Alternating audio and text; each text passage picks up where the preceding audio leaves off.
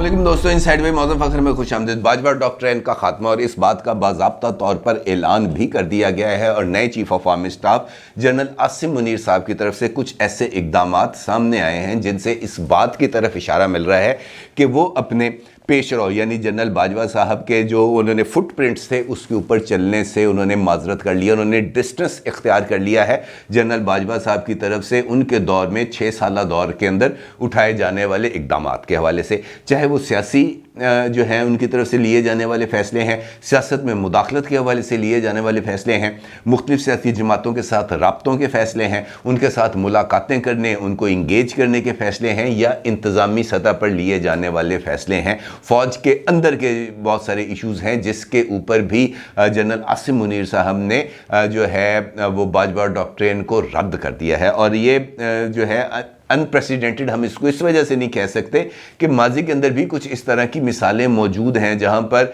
जो नए chief of army staff appoint होते हैं वो अपने पेशरो यानी साबिक चीफ ऑफ आर्मी स्टाफ के फैसलों से थोड़ा सा फासला इख्तियार कर लेते हैं। लेकिन ये वाली कुछ चीज़ें हैं जो बहुत ज़्यादा इंपॉर्टेंट है और जो फैसले उनकी तरफ से सामने आए हैं वो यकीनी तौर पर आपके लिए भी बहुत ज़्यादा दिलचस्पी के बायस होंगे। 29 नवंबर वो तारीख़ है जब पाकिस्तान के अंदर चेंज ऑफ कमान हुई थी, जब यहाँ पर जो है जनरल बाजवा साहब का जो है वो सूरज गुरूब हुआ था और जनरल आसिम मुनीर साहब का सूरज तुलू हुआ था और उनको कमांड स्टिक मिल गई थी, जिसके बाद उन्होंने फ़ौज की क़यादत के जो है वो फ़राइज़ अंजाम देना शुरू किए। सबसे पहला कदम उनकी तरफ से जो उठाया गया वो था पुरवकार तकारीब का खात्मा और उनकी तरफ से जो पहला ऑर्डर 29 नवंबर को ही जारी किया गया था उस ऑर्डर के अंदर ये बात कही गई थी कि करोड़ों रुपए खर्च करके चेन ऑफ कमान की तब्दीली की तकारीब मुनक्कद करने की कोई ज़रूरत नहीं है, इस तरह के पैसे ज़ाया करने की कोई ज़रूरत नहीं है। और मुस्तकबिल के अंदर जो चेन ऑफ कमान की तकरीब होगी यानी आज से 3 साल बाद अगर आसिम मुनीर साहब ने एक्सटेंशन ना ली तो वो जो तकरीब होगी वो GHQ के अंदर होगी और सिर्फ फ़ौजी अफसरान ही उसके अंदर जो है वो मौजूद होंगे। लोगों का जमघटा इकट्ठा करना, वहाँ पर उनको प्रोटोकॉल देना, स्टेडियम भरना, उनका जनाब इस काम की किसी भी तरीके से कोई ज़रूरत नहीं रह जाएगी बाकी, और ये काम हमने नहीं करने। इसका मतलब ये है कि जो मुख्तलिफ प्रोजेक्ट्स चलाए जाते थे उनके ऊपर पाबंदी लगा दी गई है। और दूसरा जो उनकी तरफ से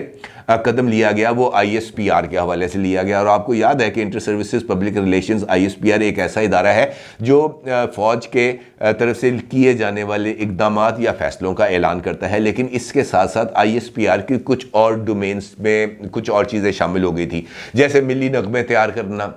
जैसे ड्रामे बनाना, जैसे फ़िल्मों की प्रोडक्शन करना। इस तरह की चीज़ें उन्होंने अपने इख्तियार के अंदर शामिल कर ली थी ताकि वो जो है इमेज बिल्डिंग के लिए इसको इस्तेमाल किया जा सके। जनरल आसिम मुनीर साहब ने इस फैसले को भी रोल बैक कर दिया है और उनका ये कहना है कि जो फ़ौज के अंदर की जो चीज़ें हैं, किसी की ट्रांसफ़र है, किसी की पोस्टिंग है, इस तरह के फ़ैसलों को भी पब्लिक के अंदर लेके आने की ज़रूरत नहीं है। और फिर इसका अमली मुज़ाहरा भी सामने आया, जो कोर कमांडर्स मीटिंग के अंदर कुछ फ़ैसले लिए गए और ख़ास तौर पर कुछ अफसरान के तकर्रुर तबादले किए गए, जिसमें साबिक जो DG ISPR हैं बाबर इफ्तिखार साहब, उनके तबादले का भी जो फ़ैसला था उस फैसले का भी नोटिफिकेशन जारी नहीं किया गया। और इसके साथ साथ कोई जो है वो मिली नगमे, कोई तराने, कोई फिल्में, कोई ड्रामे अब ISPR प्रोडक्शन के तौर पर, वो प्रोडक्शन हाउस के तौर पर काम नहीं करेगा। वो जो वाज़ेह चीज़ जिसके ज़रिए लोगों को इंगेज करना मतलूब होगा, सिर्फ़ और सिर्फ उस हद तक वो रहेंगे। इससे बढ़कर आपको याद है कि आज से कोई 2-3 दिन पहले एक स्टोरी सामने आई थी जिसके अंदर फ़ौज के एक साबिक लेफ्टिनेंट जनरल थे, जनरल जावेद इकबाल साहब, और BBC.com ने इसके ऊपर एक स्टोरी दी थी जिसके अंदर ये बताया गया था कि जनरल जावेद इकबाल साहब को जो है वो उनको अडयाला जेल से रिहाई मिल गई है और उनको जो है अमेरिका के साथ जो है दफाई राज शेयर करने के इल्ज़ाम में उनको 14 साल की कैद दी गई थी, कैद की सज़ा सुनाई गई थी। और उनके साथ कुछ और फ़ौजी अफसरान भी थे जिनमें से किसी को सज़ाए मौत दी गई, एक ब्रिगेडियर साहब थे उनको सज़ाए मौत दी गई और एक सिविलियन साहब थे उनके लिए भी इसी कानून पर अमल दरामद किया गया। और उन पर जो इल्ज़ाम थे, जब जनरल बाजवा साहब के दौर के अंदर ये वाला जो है बात सामने आई थी कि लेफ्टिनेंट जनरल जावेद इकबाल साहब के ऊपर दिफाई राज जो है वो अमेरिका को बेचने का इल्ज़ाम है, तो उसके बाद फिर ये अगली सारी कार्रवाई शुरू हुई थी। जनरल आसिम मुनीर साहब ने चार्ज लेने के बाद जो उनकी सज़ा थी वो ख़त्म कर दी और उनको रिहाई दिलवा दी जो है अडयाला जेल से। ये भी एक अनप्रेसिडेंटेड है। अनप्रेसिडेंटेड इस वजह से कि जो इल्ज़ाम था ये जो है लेफ्टिनेंट जनरल जावेद इकबाल साहब, वो इल्ज़ाम भी बड़े मज़े का खेज़ थे, क्योंकि जब ये पहले उनको जो उनका फील्ड कोर्ट मार्शल किया गया, वहाँ पर उनको 14 साल की सज़ा दी गई। फिर वो जो है अपील में गए, अपील में उनकी सज़ा को कम करके 7 साल कर दिया गया। वो दोबारा अपील में गए जिस पर उनकी सज़ा को मज़ीद कम कर दिया गया। जनरल बाजवा साहब ने अपने आखिरी दिनों में इस सज़ा को मज़ीद कम करते हुए 6 महीने कर दिया। फिर ये चले गए हाई कोर्ट में। हाई कोर्ट में जाके इन्होंने अपनी जो अपने ऊपर इल्ज़ामात थे उनको चैलेंज किया और वहाँ पर ये सारी कहानी खुल के सामने आई कि हुआ क्या। और जो इल्ज़ामात उनके ऊपर आयद किए गए थे लेफ्टिनेंट जनरल जावेद इकबाल साहब के ऊपर, वो भी बड़े मज़े का खेज़ किस्म के बयानात थे।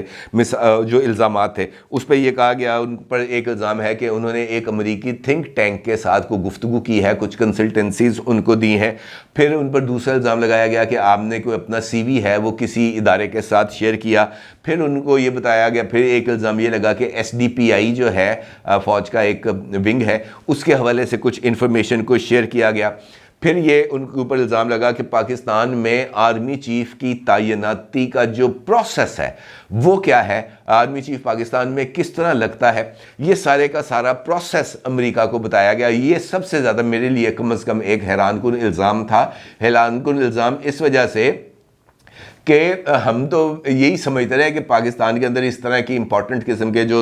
अपॉइंटमेंट्स होती हैं वहाँ पर अमेरिका का असर रसूख होता है। ये पहली मरतबा बात सामने आई है कि अमेरिका को भी नहीं पता कि पाकिस्तान के अंदर आर्मी चीफ कैसे लगाया जाता है, इसका क्या तरीकाकार होता है, समरी कैसे बनती है, ये जो टॉप 5 सीनियर मोस्ट जनरल्स हैं इनकी लिस्ट बनती है, वो लिस्ट आगे से वो जो समरी है GHQ तैयार करता है, वो वजारत दिफा को भेजता है, वजारत दिफा आगे से प्राइम मिनिस्टर ऑफिस भेजता है, प्राइम मिनिस्टर ऑफिस आगे से उसमें से किसी एक बंदे को सिलेक्ट करता है, उसके साथ उनके डोजियर जाते हैं, उनके कैरियर फाइल्स होती हैं, उसके बाद वो किसी एक बंदे को फाइनल करके प्रेसिडेंट को भेजता है। मैं ये एक प्रोसेस है जो यहाँ पर जब जब आर्मी चीफ की अपॉइंटमेंट का मामला होता है ये बात सामने आती है। और मेरा ख्याल है कि पाकिस्तान में बच्चे बच्चे को अब इस बात का अंदाज़ा है कि आर्मी चीफ कैसे लगता है, अमेरिका को नहीं पता। ये बड़ी एक अजीबोगरीब किस्म का सवाल है जो मेरी कम से कम समझ में नहीं आया, ये इल्ज़ाम कम से कम मेरी समझ में नहीं आया। फिर उन पर इल्ज़ाम है कि उन्होंने अमेरिका को ये बताया कि ये जो नेशनल सिक्योरिटी कमेटी है जिसका भी थोड़े दिन पहले भी इजलास हुआ था, ये कैसे बनती है, इसकी फॉर्मेशन क्या है, इसके अंदर मेंबर्स कौन कौन से होते हैं।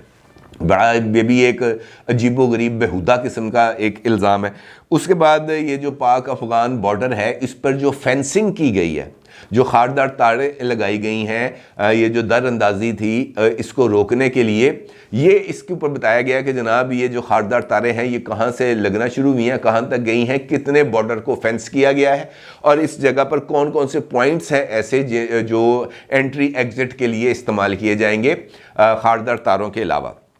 फिर और इस तरह की 2-4 इल्ज़ाम है कि रशिया के साथ फ़ौजी मशक़ें हुई हैं, तो वो क्यों हुई हैं, रशिया के साथ हथियारों की लेन देन को ख़रीदो फ़रोख्त, इस तरह के इल्ज़ामात आयद किए गए। अब यहाँ पर ये जो जनरल आसिम मुनीर साहब का रोल है वो ज़रा थोड़ा सा इम्पॉर्टेंट इस वजह से बन जाता है कि जनरल आसिम मुनीर साहब DG ISI के अहदे पे भी रहे हैं और DG रह चुके हैं वो मिलिट्री इंटेलिजेंस के भी, यानी DG MI भी हैं, रह चुके हैं, DG ISI भी रह चुके हैं। और ये जो सारा ये जो इनके ऊपर इल्ज़ाम आया था, मेरा ख्याल है कि ये उस टाइम के ऊपर आसिम मुनीर साहब इन दोनों में से किसी एक इदारे को हेड भी कर रहे थे, लिहाजा वो इसकी जो सारी सिचुएशन है इससे बखूबी तौर पर आगाह थे। और शायद यही वजह है कि उन्होंने भी इन इल्ज़ामात की सेहत को दुरुस्त ना समझते हुए जनरल बाजवा साहब की तरफ से जो सज़ा दी गई थी उस सज़ा को ख़त्म कर दिया।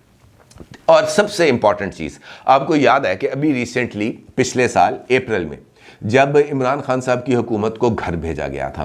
और उसके बाद इमरान खान साहब के हक़ में बहुत सारे एक्स सर्विसमैन थे जो साबिक फ़ौजी अफसरान थे, वो आए थे मैदान अमल में। और यहाँ पर भी एक तकरीब हुई थी लाहौर में भी, जहाँ पर उस वक्त के आर्मी चीफ जनरल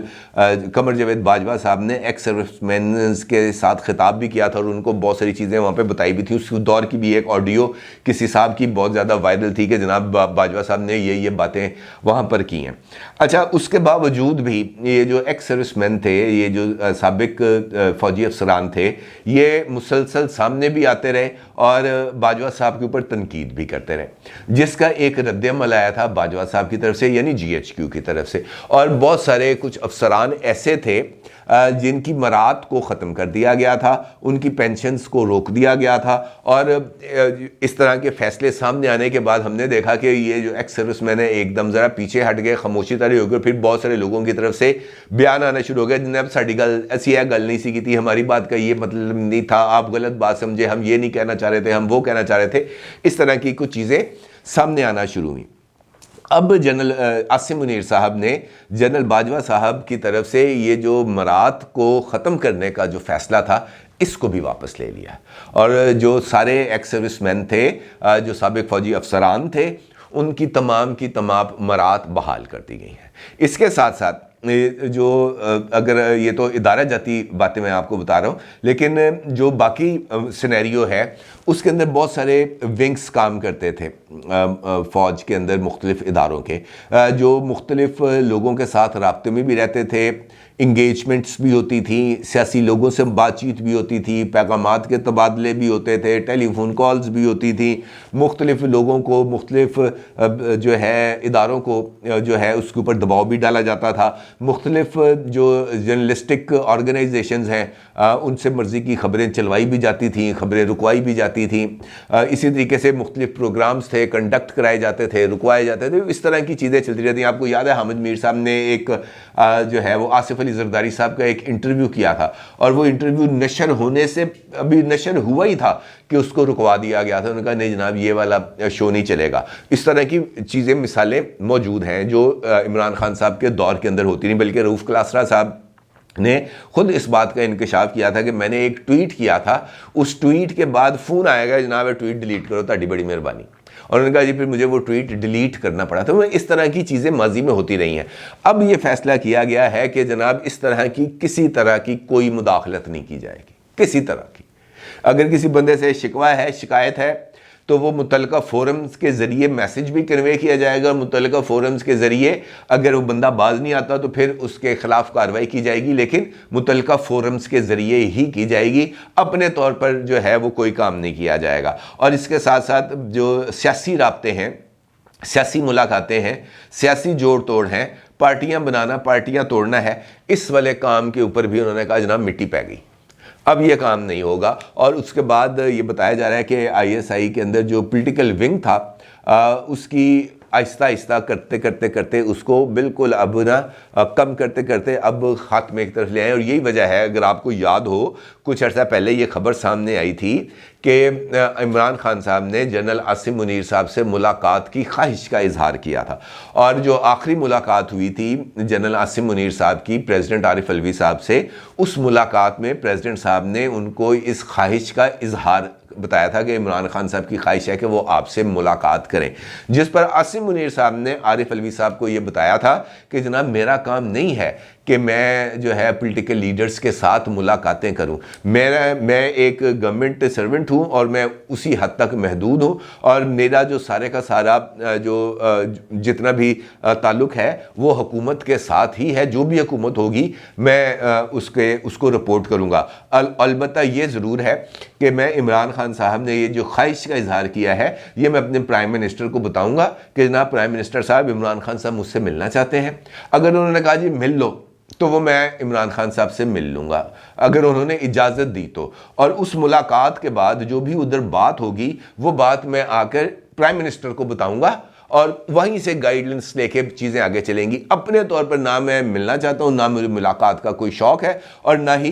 इस ऐसी मुलाकातें कोई फ़ायदा मंद हो सकती हैं। इसका मतलब ये है कि ये जो ऐलान किया गया था कि जनाब हम ए पॉलिटिकल हो रहे हैं, इसका मतलब ये है कि वो ए पॉलिटिकल होने के अपने इरादे के ऊपर कायम भी हैं। और बहुत सारे अमल ऐसे हैं जिनकी मैंने आपको कुछ मिसालें दी हैं, जिससे इस बात की तरफ इशारा मिल रहा है कि जनरल आसिम मुनीर साहब बाजवा डॉक्ट्रिन से फासला इख्तियार करते चले जा रहे हैं और बाजवा डॉक्ट्रिन को अब एक माजी का एक तसव्वुर समझते हुए वो फाइल क्लोज करके GHQ के किसी रिकॉर्ड रूम में जाने वाली है। अपनी राय का ज़रूर इजहार कीजिएगा। आपका बहुत शुक्रिया। अल्लाह हाफिज़।